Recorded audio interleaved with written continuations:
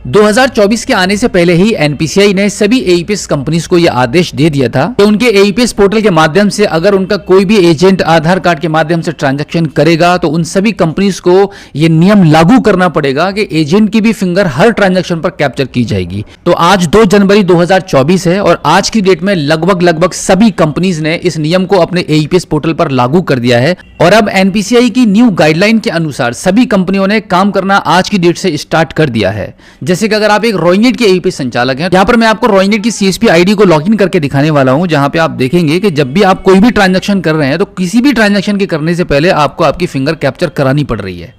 ID को login करने के बाद आप देखेंगे रॉयनेट का कुछ इस प्रकार से इंटरफेस खुल जाता है। बहुत ही आसान और सरल पोर्टल रॉयनेट सीएसपी आईडी का रहता है। अगर आप अभी तक रॉयनेट के सीएसपी नहीं बने हैं तो आप हमारे स्क्रीन पर दिए गए कॉन्टैक्ट नंबर पर हमें कॉल कर सकते हैं। मोस्टली अगर आप यूपी से बिलोंग करते हैं तभी आप हमें कॉल कीजिएगा रॉयनेट आईडी लेने के लिए। मैं आपको अपनी तरफ से हाईली रिकमेंड करूंगा कि आप एक बार लाइफ में रॉयनेट सीएसपी बनकर जरूर देखें। रॉयनेट एईपीएस आईडी के माध्यम से एक बार आप काम करके देखिएगा।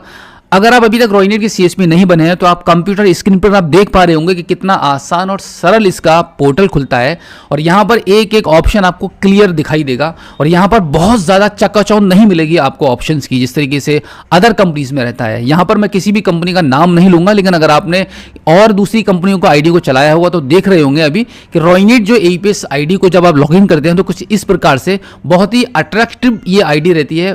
तो यहां पर हम आपको दिखाने वाले हैं कि जब आप एईपीएस करेंगे रॉयनेट सीएसपी आईडी के माध्यम से और सर्विसेज में जाकर एईपीएस पर जाएंगे तो यहां पर आप एईपीएस में जाने के बाद एईपीएस की किसी भी सर्विस पर आप क्लिक करते हैं, यस बैंक है, आईसीआईसी है, आधार पे है या एनएसडीएल एईपीएस है, किसी पर आप क्लिक करेंगे आपको ट्रांजैक्शन के करने से पहले अपना फिंगर कैप्चर कराना होगा।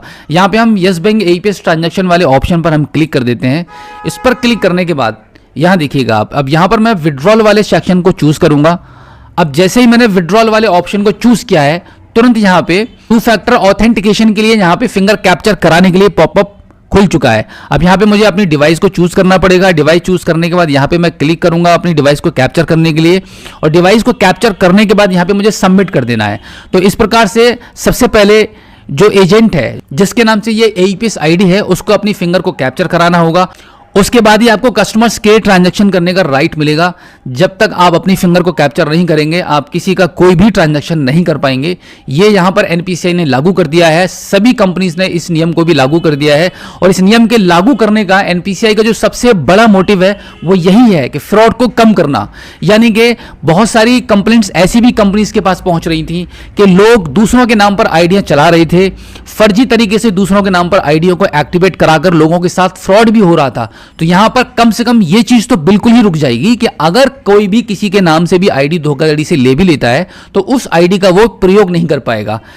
इसमें कोई भी ऐसी बात नहीं है कि आप ये समझें कि अब हमारा बिजनेस नहीं चल पाएगा। कस्टमर्स उतने ही हैं, कस्टमर जितने पहले आ रहे थे उतने ही अब आएंगे आपके पास। लेकिन अब बैंक ने, कंपनीज ने, एनपीसीआई ने कस्टमर्स के लिए यहाँ पे एक सिक्योरिटी लगा दी है कि आप जब भी आप कोई भी ट्रांजैक्शन करेंगे तो आपको अपनी फिंगर कैप्चर करनी पड़ेगी, जिससे कि कम से कम आधार कार्ड के माध्यम से कोई किसी के साथ फ्रॉड न कर पाए। तो ये जो एनपीसीआई ने 2 फैक्टर ऑथेंटिकेशन नियम को लागू किया है सभी एईपीएस कंपनीज पर, वो बहुत अच्छा किया है। आई थिंक मुझे लगता है कि ये जो रूल है इसमें सभी का बेनिफिट है। फाइनली वीडियो के अंत में मैं आपको यही कहना चाहूंगा कि अगर आप अभी तक रॉयनेट के सीएसपी नहीं बने हैं तो आप हमारे स्क्रीन पर दिए गए कॉन्टैक्ट नंबर पर हमें संपर्क कीजिएगा, हम आपकी पूरी सहायता करेंगे। और रॉयनेट सीएसपी आईडी को आप एक बार लाइफ में यूज करके देखिए, आपको बहुत अच्छा लगेगा। इसमें बेनिफिट भी बहुत है, सर्विसेज भी बहुत आपको मिलती है। मात्र 499 रुपए की आईडी ऑल ओवर गाइड करा रहे हैं। आईडी के लिए आपको डॉक्यूमेंट्स देने पड़ते हैं, आपका Aadhaar card, PAN card, bank passbook, email ID और कॉन्टैक्ट नंबर।